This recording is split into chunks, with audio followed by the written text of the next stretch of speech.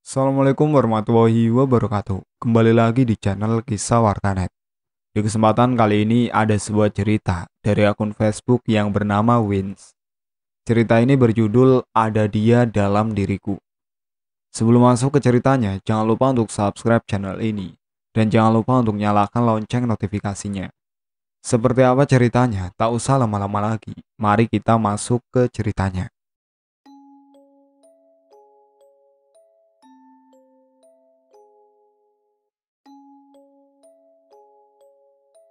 Pramudita merupakan seorang penghuni baru di lingkungan sebuah apartemen mewah dan ternama yang terletak di daerah Jakarta Barat. Belum genap 3 bulan ia tinggal di sana. Namun sebagai penghuni baru, Dita termasuk orang yang cepat dikenal oleh penghuni yang lain. Hal ini tidak mengherankan karena Dita sendiri tergolong gadis yang ramah dan low profile, sehingga dengan mudah ia dapat berbaur dan beradaptasi dengan lingkungan apartemen dan penghuninya. Namun entah mengapa, akhir-akhir ini Dita merasa gelisah. Ia merasakan seperti ada sesuatu yang ganjil yang sedang terjadi. Perasaan ini muncul ketika malam itu saat ia pulang kerja dan keluar dari lift. Tanpa sengaja melihat satpam apartemen dan Pak Linggar, tetangga apartemennya, seperti sedang bersiteru penuh ketegangan. Tidak sengaja apa yang menjadi bahan perseteruannya, namun dapat dipastikan jika melihat dari gestur dan raut wajah mereka, nampak kemarahan begitu menyelimuti mereka berdua. Saat itu mereka berdua sedikit terkejut melihat kedatangan Dita yang tiba-tiba. Keduanya merasa serba salah dan kikuk karena merasa sepertinya Dita memahami situasi yang terjadi di keduanya. Mbak Dita, baru pulang ya Mbak? Pak Linggar mencairkan kekakuan yang sempat terjadi di antara mereka. Iya Pak Linggar, kebetulan saya ada lembur di kantor, sehingga malam ini pulang agak larut. Adakah yang bisa saya bantu Pak Linggar dan Mas Prayoga? Dita pun berusaha mencairkan suasana. Tidak ada Mbak Dita. Kami hanya ada masalah sedikit dan sudah bisa diselesaikan kok secara baik-baik ya. Hanya sedikit miskomunikasi. Biasa Mbak, hanya salah paham aja kok. Benar kan Pak Linggar?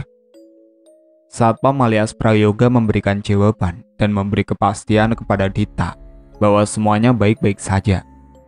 Dita hanya menganggukkan kepalanya, pertanda bahwa ia menerima argumentasi mereka. Walaupun jika mau jujur ia masih merasa tidak puas dengan argumentasi itu, karena masih melihat betapa kemarahan masih menguasai keduanya.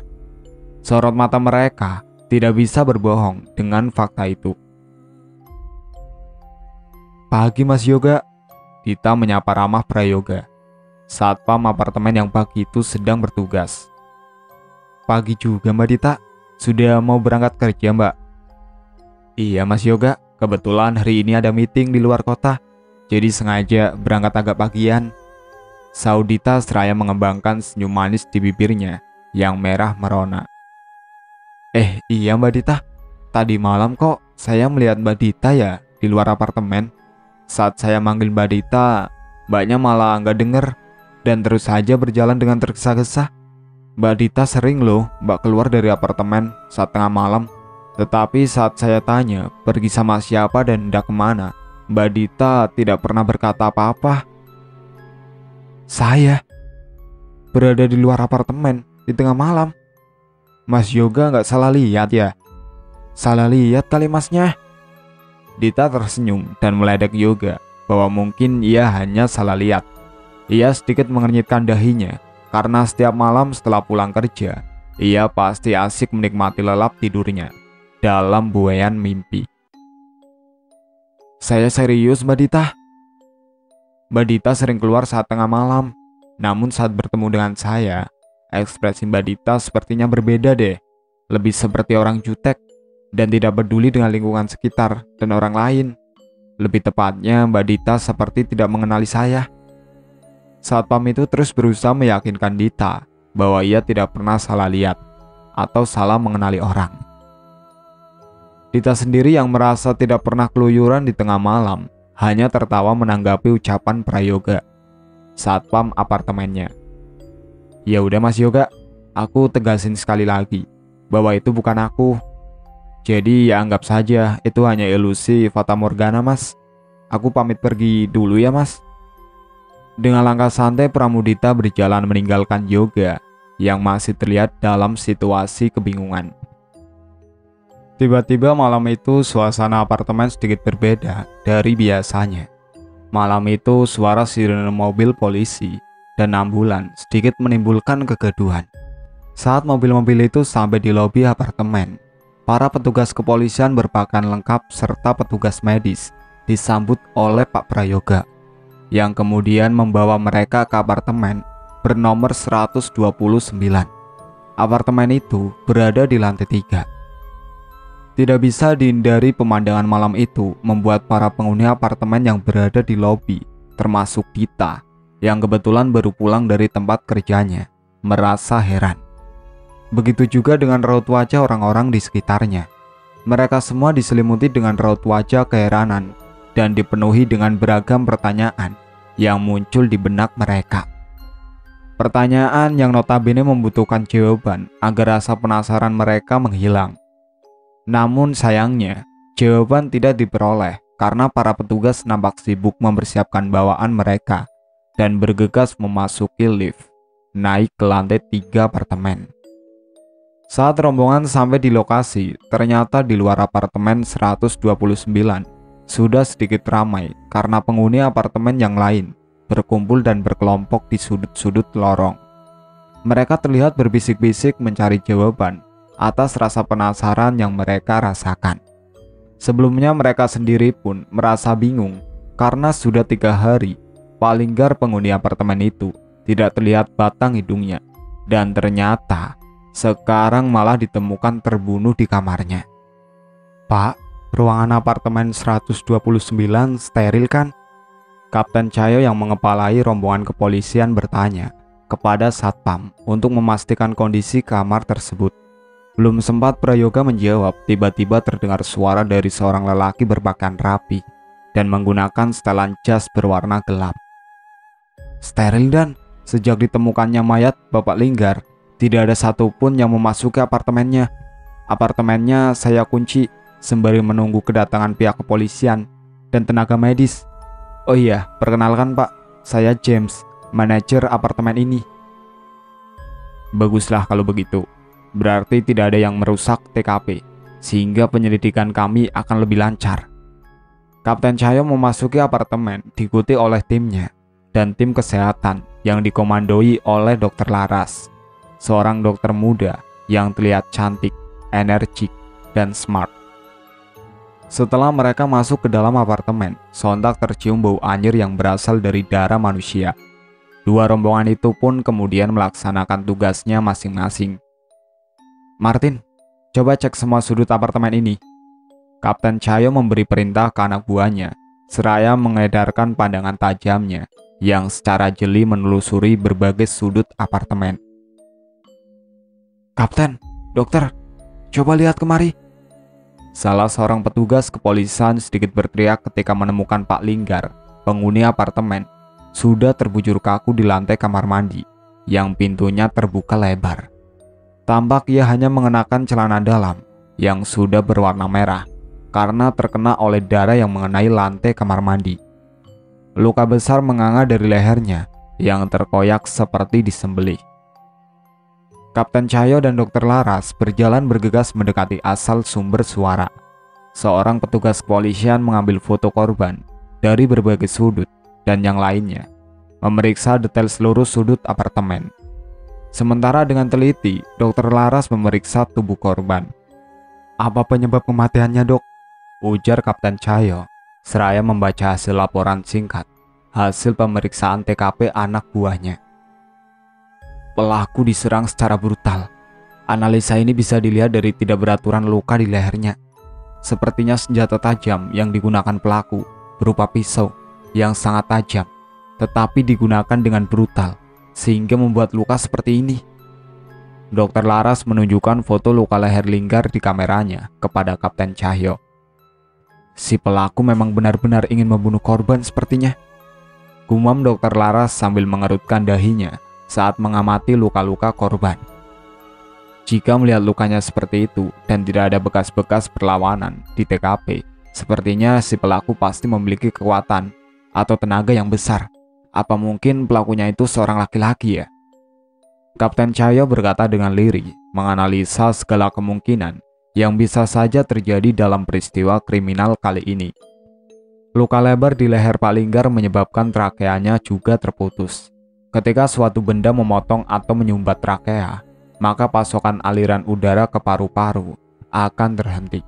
Hal ini menyebabkan dalam beberapa menit saja, organ tubuh akan segera kekurangan oksigen. Pembuluh darah arteri kritis ketika terpotong, maka pasokan darah ke otak segera terhenti. Akibatnya, efek yang ditimbulkan sama dengan ketika trakea terpotong atau tersumbat.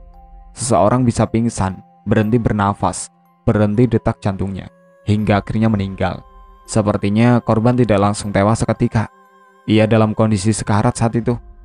Hal itu bisa dilihat dari genangan darah yang terbercak kemana-mana akibat rontaan atau kelihatan tubuh korban yang sedang berada dalam kondisi sakaratul maut. Dokter Laras kembali memberikan analisanya secara panjang lebar. Dan hebatnya si pelaku tidak meninggalkan jejak sama sekali. Sidik jari pun tidak ada satupun yang tertinggal. Hanya ada sebuah kalung berbandul bentuk hati berwarna merah yang saat dibuka di dalamnya ada foto abstrak yang menggambarkan keluarga bahagia terdiri dari ayah ibu dan seorang anaknya. Kalung itu tergenggam di tangan korban.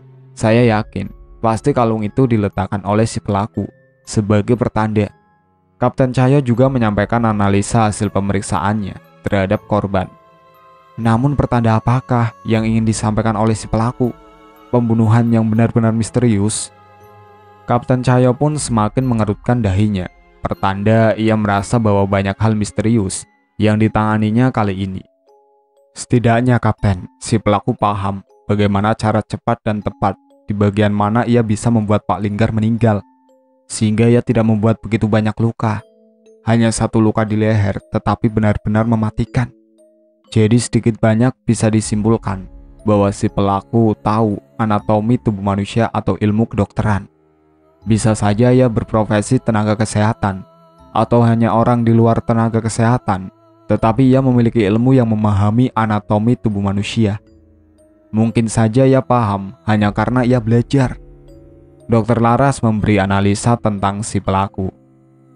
Kapten Cahyo nampak menulis semua rangkaian analisa yang disampaikan oleh Dokter Laras yang akan digunakannya sebagai bahan tambahan dalam menangani kasus pembunuhan kali ini.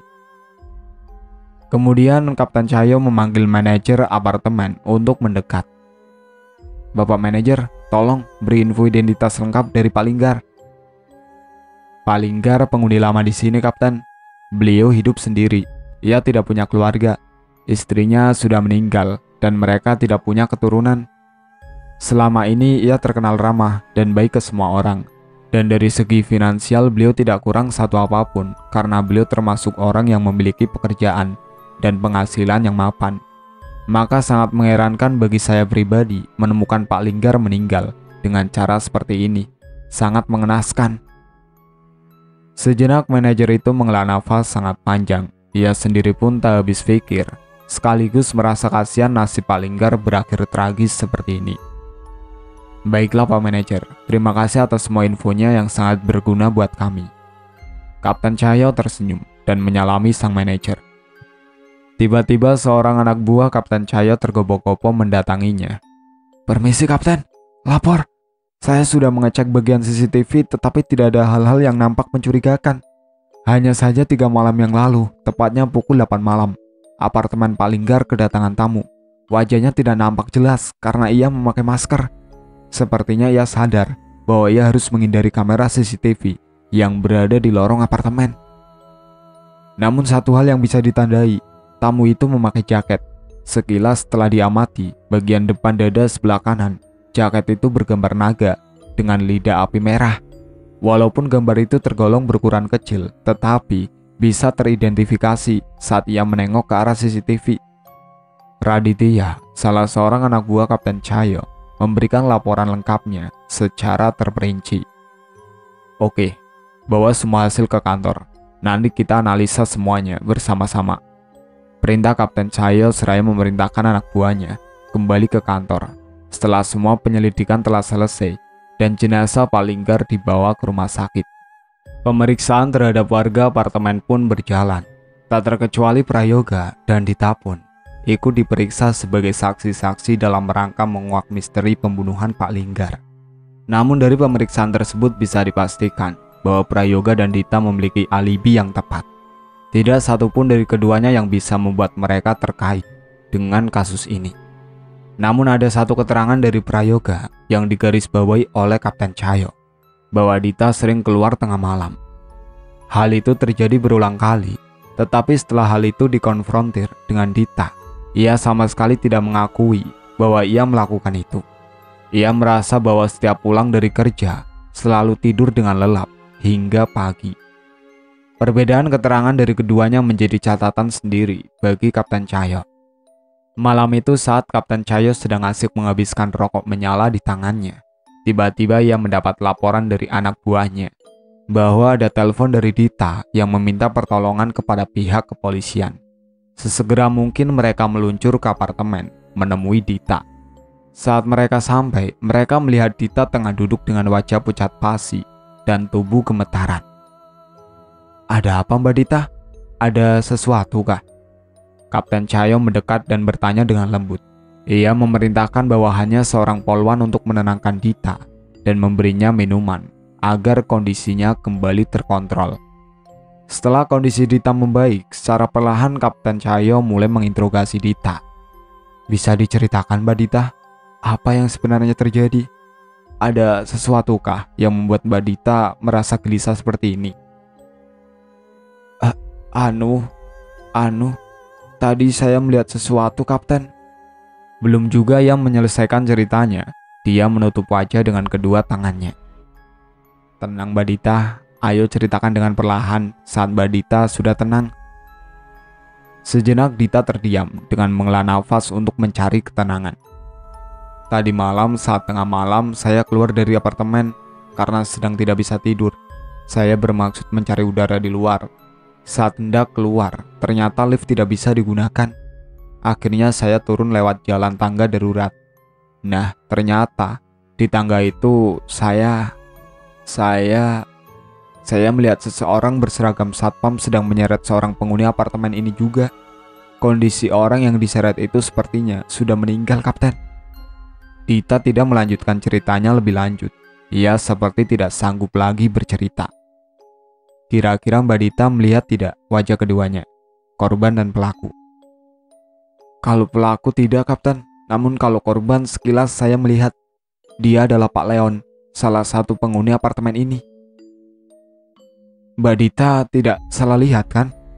Kapten Cahyo seolah-olah ingin menegaskan kembali bahwa info yang diberikan Dita benar adanya. "Saya yakin, Kapten. Saya menyaksikan sendiri.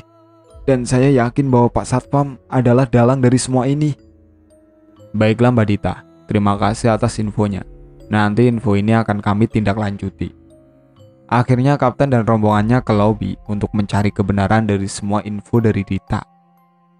Manajer apartemen tampak tergopoh-gopoh memberi perintah ke segenap pegawai gedung apartemen untuk mencari kepastian apakah Mr. Leon, penghuni apartemen nomor 301, menghilang ataukah masih ada. Kapten Cahyo menginterogasi Prayoga sebagai satpam apartemen di ruangan yang sudah disediakan James. Setelah kurang lebih 2 jam menginterogasi Prayoga, Kapten Cahyo dan timnya sama sekali tidak mendapat info yang berarti. Sulit sekali membuktikan Prayoga adalah tersangka dari pembunuhan Mr. Leon. Belum lagi Kapten Cahyo selesai menginterogasi satpam, ia mendapat laporan bahwa ternyata Mr. Leon masih hidup. Kapten Cahyo terhenyak. Ia memicit-micit pelipisnya. Ia merasa tidak percaya bahwa Dita sanggup melakukan pembohongan kepadanya. Setelah mendengar info itu, Prayoga pun merasa bahwa Dita berusaha menjebaknya. Ia tak habis pikir apa motifnya, sehingga Dita membuatnya terlibat dalam ceritanya. Sontak kamarnya menggelegak. Ia bangkit dan mencari Dita berulang kali, tetapi ternyata setelah berulang kali membunyikan bel tak jua, pintu apartemen Dita dibuka. 1 minggu sudah berlalu, kematian Pak Linggar belum juga menemui titik terang. siapa pelaku dan apa motifnya. Sekarang ini Kapten Cahyo malah merasa semakin bingung saat membuat skema peristiwa kriminal yang sekarang sedang dihadapinya. Dengan berkembangnya peristiwa yang ternyata fiktif tentang pembunuhan Mr. Leon, semakin membuat lingkaran peristiwa kriminal ini semakin absurd. Tiba-tiba telepon kantor berdering. Ada laporan masuk bahwa terjadi lagi insiden di apartemen yang sama dengan Pak Linggar. Tanpa membuang waktu, mereka meluncur di apartemen itu. Ternyata sampai di sana mereka menemukan bahwa Mr. Leon telah terbunuh di tangga darurat. Dan yang lebih mengherankan, bahwa ternyata luka yang berada di tubuh Mr. Leon sama dengan luka yang terdapat pada Pak Linggar, serta terdapat kalung berbandul bentuk hati berwarna merah yang tergenggam erat di tangan Mr. Leon. Hal ini membuat Kapten Cahyo beranggapan bahwa pelaku pembunuhan Linggar dan Mr. Leon orang yang sama. Namun siapakah dia? Apakah motifnya? Semua masih serba misterius. Pagi itu terasa dingin, rasa kantuk masih begitu hebat menyerangnya, membuat Dita menjadi malas-malasan untuk bangkit dari tempat tidur dan berangkat ke tempat kerja. Entah mengapa tubuhnya terasa sangat capek, terasa sakit di sana-sini. Ia merasa seperti telah melakukan hal yang sangat luar biasa melelahkan. Dan yang membuatnya terkejut saat ia bangun dari tempat tidurnya, melihat bahwa di baju yang ia pakai ada percikan noda darah. Noda darah siapa ini? Kenapa bisa menempel di bajuku? Padahal aku tidak pergi kemana-mana, hanya istirahat di tempat tidur. Dita berdiri di depan kaca, seraya memperhatikan dirinya sendiri dengan penuh rasa heran yang luar biasa. Kematian Mr. Leon memperumit misteri yang tercipta di kasus pembunuhan kali ini. Belum lagi pembunuhan Pak Linggar terkuak. Ini muncul Mr. Leon yang terbunuh dengan luka yang nyaris sama dengan luka Linggar. Akhirnya Kapten Cahyo memutuskan untuk menggeledah perumahan yang ditempati oleh satpam apartemen. Seluruh sudut kamar prayoga mereka geledah dengan seksama. Namun setelah mereka melakukan penggeledahan, betapa terkejutnya mereka bahwa ternyata di rumah prayoga mereka menemukan beberapa benda yang bisa dijadikan sebagai petunjuk dalam kasus ini. Kapten, lihat ini. Suseno, anak buahnya, mengangkat kalung berbandul merah. Kapten Cahyo yang melihat benda itu sangat terkejut. Bukankah kalung ini mirip dengan kalung yang tergenggam di setiap korban pembunuhan? Gumam Kapten Cahyo seraya melihat-lihat dan mengamati kalung yang sekarang berada di genggamannya. Mungkinkah prayoga pembunuhnya? Desis Kapten Cahyo. Kerutan dahinya semakin menguat. Berbagai spekulasi muncul di kepalanya. Kesamaan laporan Dita sebelumnya walaupun fiktif, tetapi pada akhirnya menjadi kenyataan. Hal itu membuat Kapten Cahyo memutuskan untuk menemui Dita. Mereka pun sepakat untuk bertemu di sebuah kafe. Siang itu Kapten menghampiri Dita yang terlebih dahulu di lokasi. Kapten Cahyo tersenyum seraya menyalami Dita. Sejujurnya ia merasa penasaran dengan cerita Dita sebelumnya. Mengapa jika itu hanya hayalan Dita, ternyata Mr. Leon benar-benar terbunuh? Lebih hebatnya lagi, benda yang berada di dalam genggaman Mr. Leon, kalung berbandul berbentuk hati berwarna merah, juga ditemukan berada di rumah satpam apartemen. Semua yang terjadi benar-benar seperti serba kebetulan.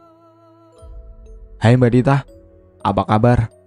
Kapten Cahyo menyapa Dita. Terima kasih Kapten, ada apakah Anda memanggilku? Dengan suara lembut Dita menyauti pertanyaan Kapten Cahyo. Sementara raut wajah manisnya dipenuhi dengan berbagai pertanyaan. Tidak ada apa-apa Mbak Dita, aku hanya heran dengan segala sesuatu yang secara kebetulan bisa terjadi. Laporan Mbak Dita tentang Mr. Leon yang pertama ternyata tidak benar. Mr. Leon masih hidup. Namun sekarang ternyata ia menemukan ajalnya sesuai dengan laporan Mbak Dita. Kapten Cahyo menceritakan segala persepsinya, seraya fokus memperhatikan raut wajah Dita. Sementara itu Dita hanya tersenyum setelah mendengar semua penjelasan Kapten Cahyo. Entah mengapa Kapten Cahyo melihat Dita menjadi sosok yang berbeda. Ia yang tadinya lemah lembut dan nampak tidak bersemangat, tiba-tiba mendongakkan kepalanya dan dengan percaya diri yang tinggi menjawab pertanyaan Kapten Cahyo. Aku tidak mungkin salah lihat, Kapten Cahyo. Seandainya yang terlihat hanya dalam mimpi, aku yakin mimpi itu yang hadir dalam nyata, jawab Dita sambil tersenyum misterius. Maksud Mbak Dita? Maksudku sudah jelas, Kapten Cahyo. Silahkan maknai sendiri. Dita tersenyum manis seraya bangkit dari tempat duduknya. Saya permisi dulu, Kapten. Ada pekerjaan penting yang harus saya kerjakan saat ini. Dita meraih kunci mobil yang berada di atas meja dan bergegas keluar. Tersenyum sebentar ke arah Kapten Cahyo, lalu berjalan ke arah parkir meninggalkan Kapten Cahyo yang semakin diselimuti dengan kebingungan yang luar biasa. Akhirnya penemuan kalung berbandul hati berwarna merah di kamar satpam membuatnya diperiksa secara intensif di markas kepolisian. Namun sejauh ini setelah pemeriksaan yang dilakukan selama berjam-jam, ternyata Prayoga bersikukuh menolak semua yang disangkakan kepadanya. Dan karena pihak kepolisian belum memiliki cukup bukti yang kuat, Prayoga tidak ditahan. Ia diperbolehkan pulang tetapi tidak boleh bepergian keluar kota. Semua hal yang menimpanya membuat Prayoga merasa dendam kepada Dita yang menurutnya berusaha menjebaknya. Ia merasa harus menemui Dita menyelesaikan semua permasalahan ini. Ia tidak mau menjadi korban dari jebakan yang diciptakan oleh Dita. Prayoga tidak habis pikir mengapa ia bisa terlibat bahkan terjerumus di dalam peristiwa yang memang ia merasa bahwa ia tidak bersalah sama sekali. Dengan dendam dan kemarahan yang luar biasa, akhirnya ia sengaja menunggu Dita di tempat parkir kantornya. Waktu sudah menunjukkan pukul 8 malam. Dari kejauhan ia melihat Dita berjalan seorang diri menuju mobilnya. Saat Dita mulai mendekat, tiba-tiba ia merasa ada dua tangan kekar yang merengkuknya dari belakang. Dengan kekuatan yang luar biasa hebatnya, sehingga ia tidak bisa bergerak. Diam kau, ikut denganku perempuan tidak tahu diri. Dita mengenali suara itu. Iya, itu adalah suara Prayoga, satpam di apartemennya. Kamu mau apa, Prayoga? Mengapa kamu melakukan semua ini kepadaku? Dita berusaha menjerit, tetapi sesaat kemudian, ia tidak bisa bergerak dan bersuara karena mulutnya dibekap oleh Prayoga. Semakin lama rengkuhan itu begitu kuat sehingga membuat Dita tidak mampu melepaskan diri. Dita berhasil menggigit tangan Prayoga yang membekapnya sehingga tangan Prayoga terlepas, tapi tidak dengan rengkuhannya. Lepaskan aku, tolong! Dita hanya bisa bersuara lemah. Ia tidak tahu lagi kemana mobil itu akan membawanya, sebab matanya ditutupi oleh selembar kain berwarna gelap. Perempuan itu hanya bisa diam tanpa ingin terus memancing kemarahan Prayoga. Karena dengan begitu ia bisa menghemat tenaga untuk sesuatu yang tak terduga nantinya dalam rangka usahanya untuk melepaskan diri. Kondisinya tak berdaya ketika dengan paksa matanya diikat dengan selai kain dan ia dimasukkan ke dalam mobil oleh Prayoga. Dirasakannya dengan kecepatan tinggi, mobil yang membawanya mulai berjalan. Selang beberapa jam berlalu, mobil berhenti di suatu tempat. Dita berusaha mencoba menganalisa keadaan serta di mana ia berada dengan mata tertutup. Dari kaca jendela yang terbuka, semilir angin menerpa wajah Dita, serta deburan angin terdengar riuh di kejauhan. Tiba-tiba terdengar seseorang yang membuka pintu mobil. Krek! Saat pintu mobil dibuka, hembusan angin kian kuat menerpa wajahnya. Di mana aku? Tanya Dita pada pria yang berdiri di depannya saat penutup mata dibuka. Diamlah, aku akan segera mengurusmu, bentak Prayoga seraya melepas tutup mata Dita. Pria itu sesaat berjalan menjauhi mobil. Kepalanya menengok kiri dan kanan, seperti sedang mencari sesuatu. Kesempatan itu digunakan oleh Dita untuk menghubungi Kapten Cahyo. Beruntung ponselnya masih berada di saku, maka ia dengan mudah mengirim pesan suara darurat dan membagikan lokasi. Setelah itu ia pun buru-buru menghapus pesan yang dikirimnya. Di tempat berbeda, Kapten Cahyo menerima pesan Dita. Ia telah menduga bahwa Dita dalam bahaya, segera memerintahkan anak buahnya untuk mengikuti rencananya. Himbau petugas yang ada di sekitar lokasi untuk mengevakuasi tempat itu. Siapkan orang bersenjata lengkap. Segera kita meluncur ke sana. Seru Kapten Cahyo. Ia berharap inilah saatnya ia bisa menyelesaikan kasus pelik ini. Siap, Kapten, saut anak buah Kapten Cahyo serempak. Suara deburan ombak tidak mampu menghalangkan kuatnya suara Prayoga yang terus-menerus membentak Dita.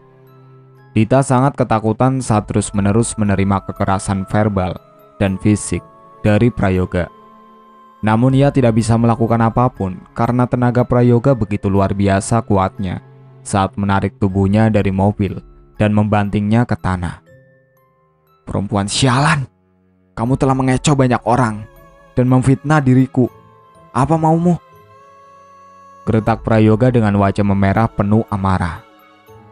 Aku? Maksudnya apa? Aku tak paham. Dita yang kebingungan hanya bisa menatap heran pada Prayoga. Tak usah bersandiwara, akui saja, ini milikmu bukan? Prayoga berusaha mendesak Dita untuk mengaku. Ia menunjukkan kalung berbendul bentuk hati berwarna merah tepat di depan wajah Dita. Mengakulah, ini milikmu kan? Kamu sengaja meletakkan di kamarku sehingga aku bisa jadi tersangkanya. Sungguh Prayoga, aku tidak mengerti dengan ucapanmu. Aku tidak melakukan kejahatan apapun. Dita mencoba merampas kalung dalam genggaman. Terjadi keributan antara Dita dan Prayoga. Sementara itu, tanpa disadari oleh Prayoga dan Dita, Kapten Cahyo beserta anak buahnya telah mendekati keberadaan lokasi mereka. Setelah beberapa menit mencari di sekitar lokasi, akhirnya Kapten Cahyo melihat keberadaan orang dengan ciri seperti Dita dan Prayoga saat dua orang tersebut bertengkar hebat. Dita terlihat sangat lemah, ia menjadi bulan-bulanan Prayoga. Tolong lepaskan aku tidak bersalah. Kamulah yang membunuh Pak Linggar dan Mr. Leon. Kamu membawa aku ke sini karena kamu ingin membunuhku kan? Agar kamu tidak memiliki saksi atas kejahatan-kejahatanmu. Dita berteriak-teriak seraya melepaskan diri, tetapi tetap saja usahanya nihil. Banyak bicara. Muak aku denganmu. Prayoga dengan ganasnya memukuli Dita. Prayoga, lepaskan Dita, atau ku tembak kau di tempat. Sejenak Prayoga menoleh ke arah Kapten Cahyo, tetapi hal itu tidak menyurutkannya untuk membalas sakit hatinya kepada Dita. Melihat suasana semakin tidak kondusif, Kapten Cahyo mengambil keputusan untuk mengakhiri pertikaian itu dan menyelamatkan Dita. Dengar aba-aba dariku, bidik pria itu dengan benar. Jangan sampai tembakan meleset. Siap, Dan. Sesaat mereka bersiap-siap mengambil posisi yang tepat, sehingga tembakan mereka tepat mengenai Prayoga dan tidak melukai Dita. Tembak! Seru Kapten Cahyo, dibarengi suara letusan senjata api. Beberapa tembakan tepat bersarang di tubuh Prayoga di saat yang tepat. Prayoga terlihat terhuyung dan kemudian tumbang dengan darah yang bersimbah menggenangi tubuhnya. Dita menjerit ketakutan melihat Prayoga ambruk tepat di bawah kakinya. Setelah dirasa Prayoga telah tewas, mereka segera mengevakuasi tempat tersebut, termasuk membawa jasad Prayoga dengan mobil yang telah disiapkan sebelumnya. Kapten Cahyo berusaha menenangkan Dita bahwa semuanya telah usai, karena ia semakin yakin bahwa tersangka pembunuh dalam kasus yang ditanganinya adalah Prayoga. Seminggu telah berlalu, Kapten Cahyo lega karena kasus pembunuhan Linggar dan Mr. Leon telah tuntas. Dengan meninggalnya Prayoga, tersangka pembunuh Linggar dan Mr. Leon, membuat kasus mereka telah ditutup. Hari itu Kapten Cahyo berniat bertemu dengan Dita. Ia ingin mengucapkan terima kasih kepadanya karena bagaimanapun sedikit banyak Dita telah banyak membuka misteri pembunuhan mereka berdua. Siang itu Kapten Cahyo bertemu dengan Dita untuk makan di sebuah kafe. Setelah berbincang-bincang cukup lama, Dita berpamitan pulang karena akan melanjutkan pekerjaan dan mengurus hal penting yang tidak dapat ditunda. "Aku pamit dulu ya, Kapten." Dita membungkuk ingin mengambil kunci mobilnya yang jatuh. Tiba-tiba Kapten Cahyo kaget karena secara tidak sengaja dari balik blus yang dikenakannya, ia melihat Dita memakai kalung berbandul hati berwarna merah di lehernya. "Kalung itu?" ucap Kapten Cahyo dalam hati. Ia hanya diam tanpa bermaksud ingin merusak suasana makan siang. Kemudian ia kembali ke kantor untuk memeriksa segala hal tentang Dita, termasuk dari identifikasi dan rekam jejak Dita selama ini. Setelah beberapa jam mencari bersama timnya, Kapten Cahyo baru tahu bahwa selama ini Dita tumbuh besar di sebuah panti asuhan di daerah Jawa Barat. Tanpa menunggu lebih lama lagi, Kapten Cahyo bergegas melajukan mobilnya ke lokasi panti asuhan itu berada. Sesampainya di panti, Kapten Cahyo disambut oleh ibu panti. Dari beliaulah ia mendapat cerita tentang masa lalu Dita. Ia menemukan fakta bahwa Dita tinggal di panti tersebut sejak usia 10 tahun. Hal ini terjadi karena saat itu perangkat desa menitipkannya ke panti. Ia menjadi sebatang kara setelah terjadi kasus pembunuhan 10 tahun silam yang menewaskan ibu kandung Dita. Pelakunya tak lain adalah ayah kandung Dita sendiri, yang memang memiliki sikap temperamental serta gemar berjudi. Karena telah melakukan pembunuhan terhadap ibunya Dita, akhirnya ayahnya Dita dipenjara dengan vonis yang dijatuhkan hakim, yaitu hukuman seumur hidup. Dari penuturan ibu panti juga terungkap bahwa sebenarnya Dita dari kecil dan merupakan korban KDRT. Ibunya meninggal saat ia mempertahankan kalung berbandul hati berwarna merah yang ingin dijual ayahnya untuk digunakan berjudi dan main perempuan. Menurut pengelola panti, Dita memiliki sebuah bekas benturan pada sisi kepala, sehingga hal itu mempengaruhi kejiwaan Dita. Beberapa kali ia sempat mendapatkan perawatan psikis karena ada kecenderungan ia memiliki dua kepribadian yang berbeda. Di satu sisi ia terlihat lemah, dan di sisi yang lain ia terlihat sangat kuat. Bahkan di waktu itu, ia pernah hampir mencelakai penjaga panti, seorang lelaki setengah baya. Saat itu ketika ditanya oleh pengurus panti, ia menjawab bahwa ia tidak suka dengan lelaki setengah baya, karena ia ingat dengan ayahnya. Kapten Cahyo terenyak, jantungnya berdegup kencang. Mungkinkah Dita yang... Setelah mendengar semua fakta dan saksi, Kapten Cahyo segera memeriksa kembali berkas kasus pembunuhan Linggar dan Mr. Leon. Setelah meneliti semua berkas satu persatu, ternyata ia menemukan tersangka pembunuhnya adalah Dita. Semua ciri pembunuh justru berada pada Dita, bukan Prayoga. Kalung berbandul hati berwarna merah itu adalah milik Dita. Kalung yang penuh sejarah menyakitkan baginya. Ia pasti meletakkan kalung berbandul merah berbentuk hati itu di kamar Prayoga, menciptakan kematian Mr. Leon yang seolah-olah dibunuh Prayoga. Kapten Cahyo bungkam sebab kasus telah dianggap selesai. Namun di sisi lain, kebenaran harus diungkap. Kapten Cahyo baru menyadari bahwa yang menjadi pembunuh sebenarnya adalah Dita. Ia melajukan mobilnya mencari Dita di apartemennya. Ternyata ia sudah pamit pergi, pindah keluar kota untuk selamanya. Dan ia juga sudah resign dari kantor tempatnya bekerja. Kapten Cahyo tertunduk lesu saat menahan rasa penyesalan yang begitu dalam. Rasa itu terasa begitu menggumpal di dadanya. Semua itu membuat nafasnya terasa sesak. Ternyata ia telah begitu teledor karena membuat orang yang tidak berdosa kehilangan nyawa. Saat ini ia juga baru menyadari bahwa Dita telah menjebak Prayoga dengan meletakkan bukti kalung berbandul bentuk hati berwarna merah di kediamannya. Setetes air mata tampak mengalir di ujung pelupuk matanya ketika ia mengenang Prayoga dan rasa penyesalan yang harus ia tanggung seumur hidupnya. Terasa begitu menyakitkan hati dan perasaannya. Di dalam sebuah pesawat yang terbang di udara, tampak seorang wanita cantik duduk dengan mata terpejam, menikmati perjalanan yang ia tempuh. Senyumnya manis, tetapi penuh misteri yang tersembunyi. misteri yang menjadi rahasia hidupnya. Dia adalah Pramudita, wanita cantik yang terus tersenyum. Sebuah senyum kemenangan tercipta di bibirnya, seraya tangannya tiada henti memainkan kalung berbandul bentuk hati dan berwarna merah yang melingkar dengan manis di lehernya.